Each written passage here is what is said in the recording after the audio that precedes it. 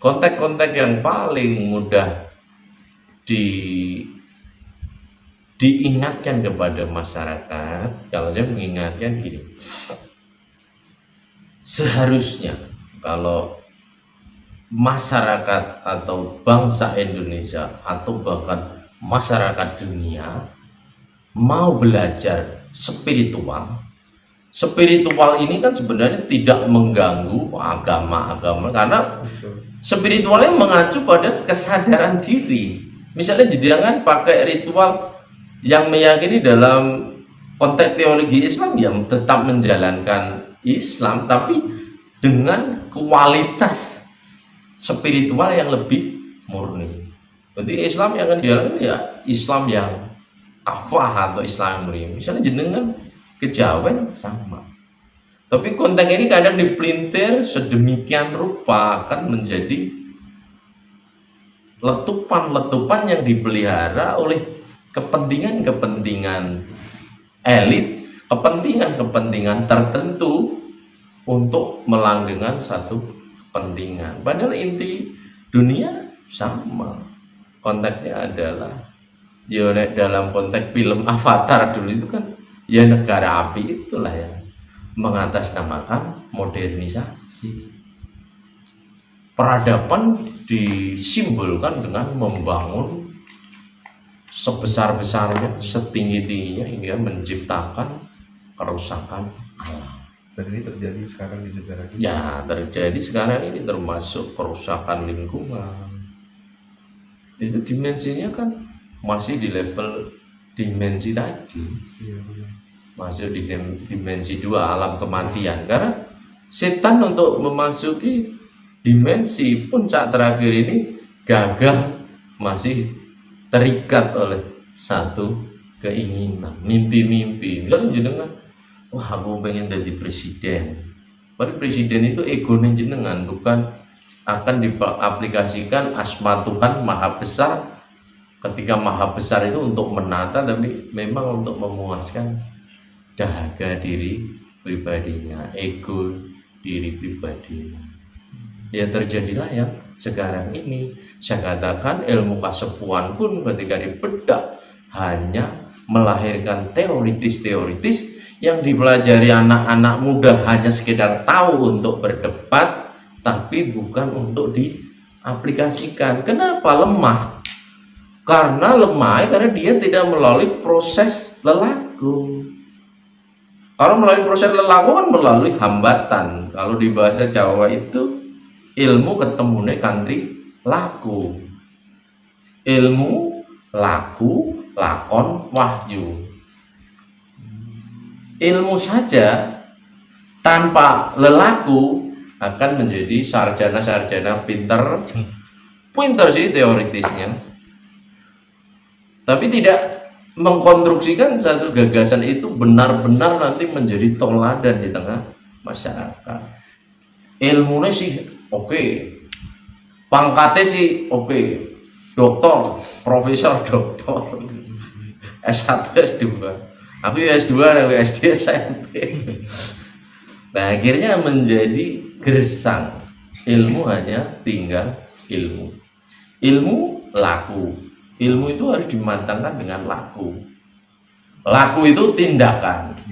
Lakon ini mematangkan tindakan, membersihkan tindakan agar lebih konkret, lebih matang dilakukan dengan lakon. Lakon itu mungkin nek cara bahasa kuno dengan nek cara torekot kuno yo dimatangkan dengan banyak tirakat, membersihkan diri sebersih-bersihnya agar tidak terikat daging kita, wadah kita, pemujaan kita yang berlebihan. Mungkin dalam konteks kesucian itu sulit kalau di dunia, tapi pemikiran ini dilahirkan berarti orang tetap harus belajar mencapai ke tahapan puncak. Wong enek bahasane berarti enek lakone gitu, ada pencapaian. Orang yang melahirkan bahasa sekelas Siddhartha, sekelas Muhammad, sekelas Yesus pasti itu melalui tahapan-tahapan lelaku, ilmu, laku, lakon, melahirkan wahyu. Wahyu ini konsep yang diterjemahkan dalam kenyataan melahirkan. Kalau ibaratnya jenengan aku itu secara gaib aku nabung itu mobil gitu. Itu kan masih bersifat ilusi, angan-angan. Tapi secara fisiknya jenengan nabung serius tuku mobil tenan itu kan berarti wahyu itu muncul. Misalnya konsep Pancasila. Pancasila akan benar-benar terwujud ketika pemikiran-pemikiran Pancasila benar-benar dijalankan, bukan hanya sekedar kertas. Kalau kertas kosong kan sama saja ketika jenengan sekolah tinggi, teorinya sih selangit, tapi apa yang gue kerjakan, apa yang gue perbuat untuk masyarakat. Maka saya termasuk bagian tengah menahan keseimbangan kasepuan-kasepuan yang dinaikkan atau dibikin vlog seperti ini. Itu juga saya melihat tidak melahirkan hal-hal yang lebih baik, hanya ditangkap sekedar teori-teori yang orang itu lemah untuk mengaplikasikan tindakan.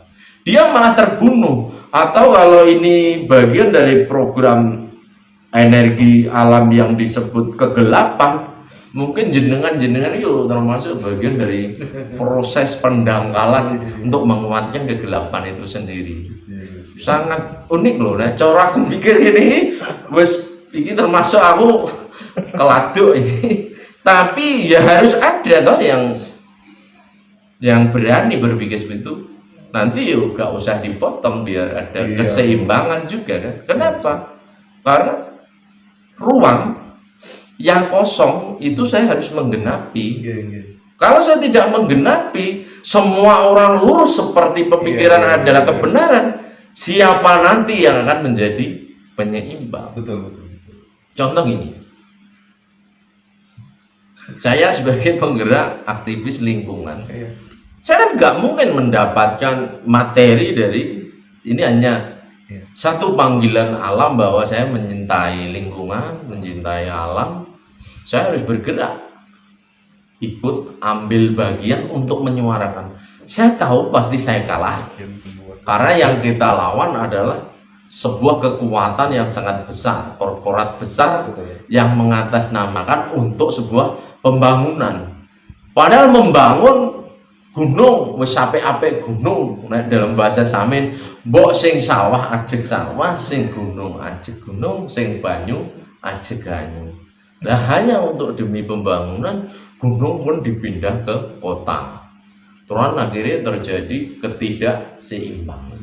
Kalau di dalam bahasa spirit, misalnya ini disamar-samar no sidik, ya pasti ada dampak lah. Misalnya itu leluhur nanti nagih janji. Cuma saya kalau menarik karena itu agak kurang ilmiah nanti. Gitu, aku koyok spiritual wong biasa wae kan. Enggak saya. Dan saya akan mengacu pada sudut pandang yang mudah dipahami masyarakat, tapi itu menjadi tolak ukur pemercik pemikiran. Kalau saya ini oke, jenengan tulan kesini tak anggap sebuah takdir. Hari ini saya harus mengatakan perkataan yang memang Tuhan harus diwakilkan kepada saya untuk saya katakan. Ya saya katakan. Kenapa? Ya kan menggenapi yang tidak ada, yang kosong. Kalau semua orang berpikir bahwa yang banyak adalah kebenaran, kita akan terseret pada fenomena saat ini.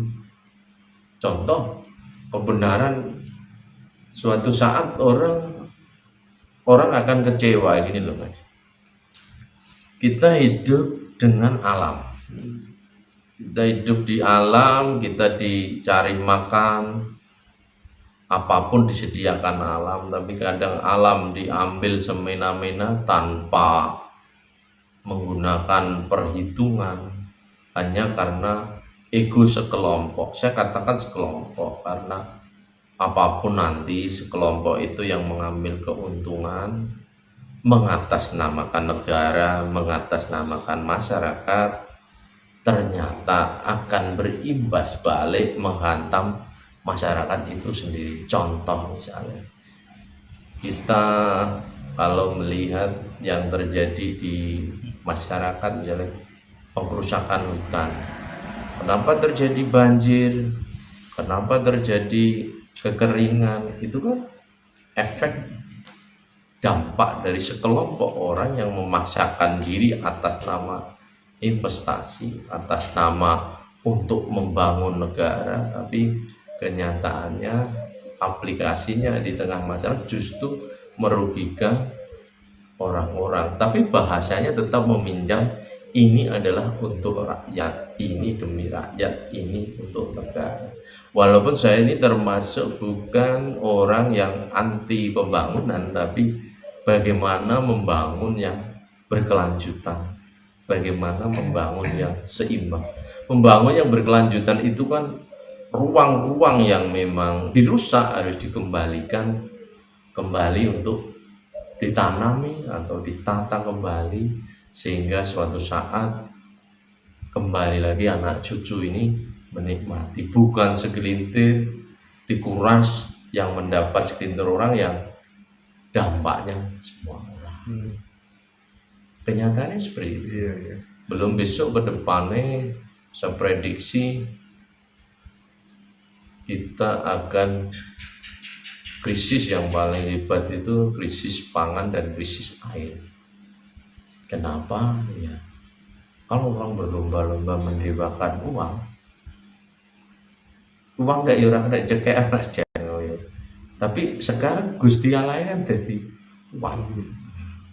Akhirnya di suatu saat bagaimana alam akan menghukum bahwa harta emas perak tidak berguna, besok malah sing genten bakalan nangis perkara banyu, perkara lingkungan, perkara udara. Apakah kemudian itu tidak bisa ada tindakan preventif supaya hal itu tidak terjadi begitu, terus kira-kira? Kan spiritualnya bangkrut mas. Orang mencuri spiritual hanya untuk berjualan, bukan untuk dijalankan. Bahkan institusi nyuwun sewu, institusi di masing-masing lembaga agama sekalipun tidak mendukung hal-hal yang bersifat kepentingan global. Kenapa? Mungkin cari aman, cari makan, hanya mementingkan kelompok, golongan. Dia tidak berpikir secara universal. Apakah tidak ada tindakan? Kalau tindakan secara eta-eta berpura-pura ya ada, tapi misalnya penanaman hutan, kan nyatanya hutan gagal ditanami, bukan malah hutannya tambah hijau soyo, kan malah soyo habis loh. Jari ini kan program penanaman hutan sering digembor-gemborkan penghijauan, tapi kenyataannya kan gagal. Kalau menurut pandangan saya, kalau ini didengar kan mungkin banyak juga nanti yang mendengar, atau mungkin bagian dari tugas saya kan pematik mas. Pematik itu membakar. Dari percikan ini mungkin jadi inspirasi, penggerak, baik yang bergerak di spiritual, baik yang bergerak di politik, baik yang bergerak di seni, budaya, pendidikan, institusi apapun tergerak untuk merubah cara pandang bagaimana membangun yang berkesinambungan, membangun yang ramah lingkungan. Inti dasar pemikiran itu kan sederhana sebenarnya. Membangun itu nek iso kan dapat materinya adem ayem, lingkungannya gak rusak, masyarakatnya rukun, coro enek pangan rezeki yuk dipangan bareng-bareng. Dunia ini kan ogak kok dipek sing kaya makin kaya, sing miskin tambah miskin, mengatasnamakan kemiskinan, memperkaya sing kaya semakin kaya. Neng DE selalu berbicara ini semua untuk rakyat. Berani enggak orang-orang spiritual bahwa lompatan berpikir spiritual itu berani mengungkapkan yang hak adalah hak, yang batil adalah batil. Walaupun pada titik koma loh mas, titik koma Kalau manusia yang masih berbadan wadah nggak suci, tapi kan dalam etika filsafat wong Jawa kan ngono yo ngono neng ojo ngono. Padahal di belakang para pengambil polisi itu adalah spiritualis ya. Bahkan pedok-pedok spiritualis membantu sekali. Misalnya contoh di suatu lahan yang sangat angker misalnya, pasti bukan orang spiritualis, sebenarnya dukun atau supranaturalis itu mengambil bagian, wis itu tak